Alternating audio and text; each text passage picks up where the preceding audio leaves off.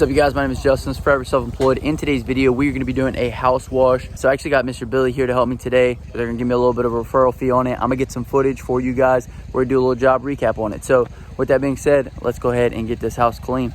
You want to say something from my video, Billy? Nope. Justin, we're forever self-employed. You got to turn off these Facebook ads, man. We can't get no sleep. I want to go on vacation. It's just job after job after job. Man, what is going on? You need to tell me the secret. I might have to go buy the local domination course off my resource page. I can't give away any secrets. Hey, you guys, check out this rust stain we got right here. We're about to treat it, get it all knocked out. Rust on brick. All right, guys, as you see here, we got very good results. Now, these stains, you do have to do some test spots if you're inexperienced with this. I don't recommend just going at it 100%. Maybe do a little small section to see how your chemical is going to react with their brick. Always make sure you pre-wet, 45 seconds, re-rinse again, and repeat as necessary. We've already started downstreaming the house. Just got started, really. We did that side over there. I kind of like to do the side furthest away from our rig and then work our way back to the rig. Just kind of the hose management deal, but we are downstreaming. We're not a real hot mix on this. We're less than 1%. The way I achieved that was cutting my SH before I start downstreaming it, because I know exactly what my downstreamer draws. So right here we're applying about a 0.75 versus a 1%. So it's a little bit less power to our SH. Reason being, the house is not that bad. There's a front door here behind us that would be sensitive to hotter mix. Also, we don't have to do a bunch of pre-wetting on the plants as well, so it saves us a lot of time. So the bleach is diluted enough to where it won't affect the plants at all?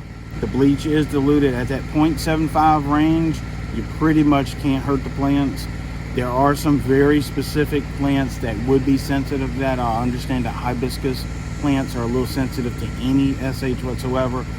Also, if you had a goldfish pond, that would be another thing. But pretty much these type of plants, they're pretty hardy, 0.75 all day long. Right, so we started from the furthest point and we pre-treated everything. Now this is dwell time, right? Yeah, this is our dwell time. Basically, what I like to do, some guys like to run around the house completely.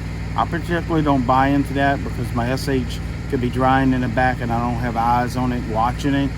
So what I like to do about half the house, that way we're right here within striking range. We got our hose here. We're ready to freshwater treat anything that we see an issue coming up.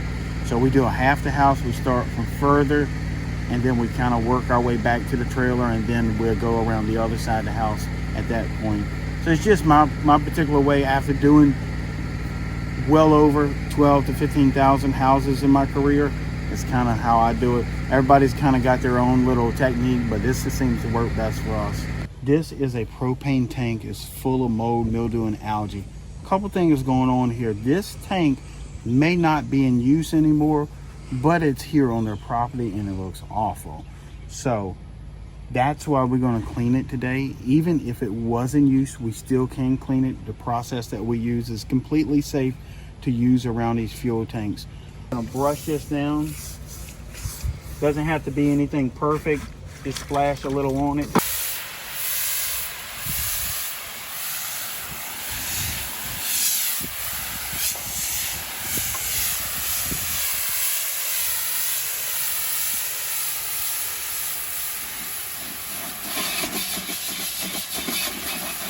Boom. All right, so we need to treat this ceiling up here. We don't want to get SH on that door no more than what we need to, so I pre-wet it. And as Chris is treating the ceiling, we're constantly putting a light mist of fresh water on this door. And as soon as he finishes treating that ceiling, it's going to continue to drip. So I'll continue to put a little fresh water on it, diluting anything that happens to land on it instantly. And so you guys were worried about this door, Billy, because it's a newer door? Yeah, worried about the door. It's a stained door. We don't want to leave it blotchy or spotted up, and this is the way you just mitigate that.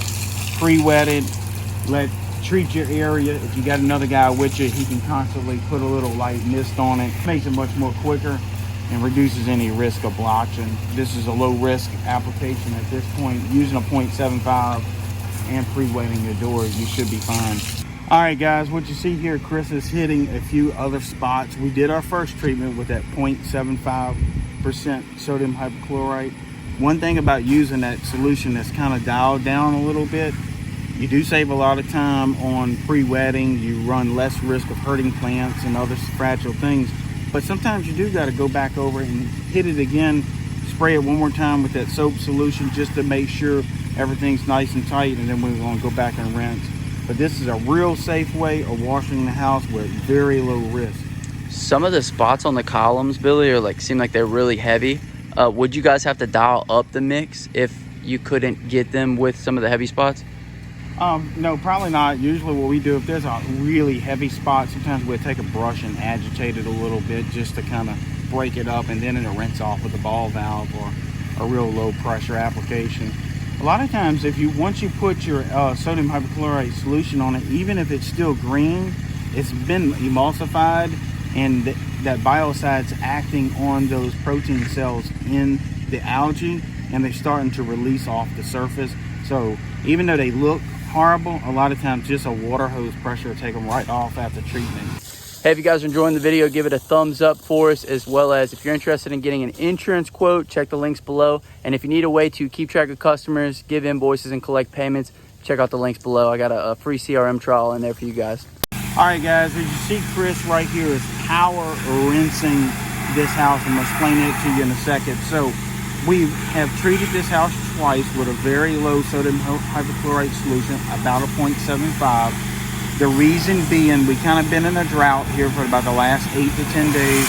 The ground is really dry. These plants are really thirsty, so we did not want them sucking up some 2 or 3% mix. Now, like I said, we're power rinsing with a J-Rod downstream injector. That usually applies about 500 to 600 PSI to some of these gutters and brick and stuff. Still very low pressure. We can still place our hand in front of the stream of water, and we're not hurting this gentleman's home. So again, if it had been raining here the last 2 or 3 days and the ground was saturated, we would have went to about a 2% solution, because we know the plants wouldn't be so thirsty and draw in our soap solution, and that would have cut down on our power rinsing. We probably could have just rinsed with a water hose at that point. So instead of sitting here for long periods of time wetting these plants, maybe for an hour or so, we just decided to use a lower sodium hypochlorite solution and do something called power rinsing. It's not really a pressure washing, it's not water hose pressure, but just beyond water hose pressure to go ahead and get this plant material off the gutters. There's mildew, there's algae, there's mold, there's also some bug nests, dirt divers nests, some things like that. So this power rinsing is going to do a great job on it. All right, guys, the way we're going to clean these screens right here is just with a water flow like this. We pretty much wet the screen. You can use a water hose. I'm using a ball valve now, but we're cleaning the screens on the outside, but we're standing on the inside because we don't want to wet all the furniture here behind us. So just take a soft bristle brush that's good and wet and rub the outside of the screens, and then once he's done with that, I'll rinse it with this stream of water here. So here, rinse this brush off. So we come in and kind of rinse it down. And we'll do this one here the same way, rub it from the outside.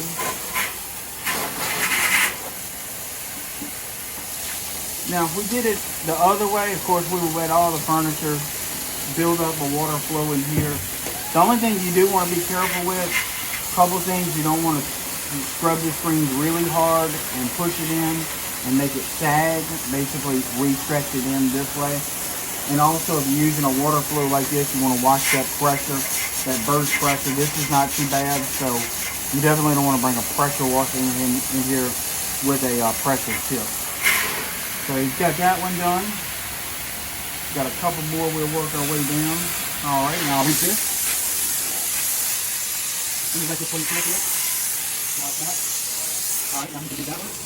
Another thing you don't want to do on these screens is put anything that contains sodium hypochlorite or anything that's salt.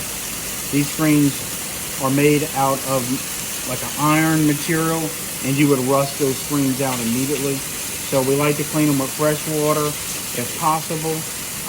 You can use something like a simple green or a mean green or a surfactant on it but no bleach is recommended. Hey guys, so we have treated everything on this house with our sodium hypochlorite, like we were saying, at 0.75% a couple of times. There were a couple little spots we had to take a brush to. That's kind of to be expected. We just wanted to gingerly kind of clean this home.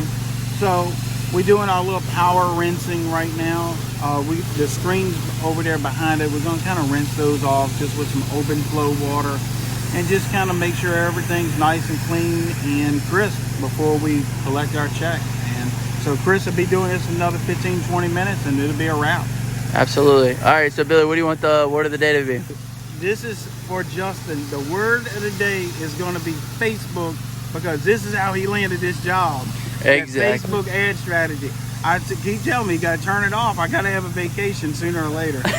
All right, you guys, me and Mr. Billy are actually going to go quote 3 different jobs that we landed off of the Facebook ads tomorrow. So if you guys want to see that, hit the thumbs up button. We can kind of go quote it, maybe walk them around the house a little bit, show them what it looks like. Roof wash too involved. Yeah, we're going to be quoting a roof wash as well. So if you guys are interested in that, leave us a comment down below. My name is Justin, Forever Self-Employed. Go check out Billy's channel. Make sure to go subscribe. Check out the Billy Davidson resource, and we'll catch you guys in the next video. Until then, hustle hard and get that money, baby. Peace.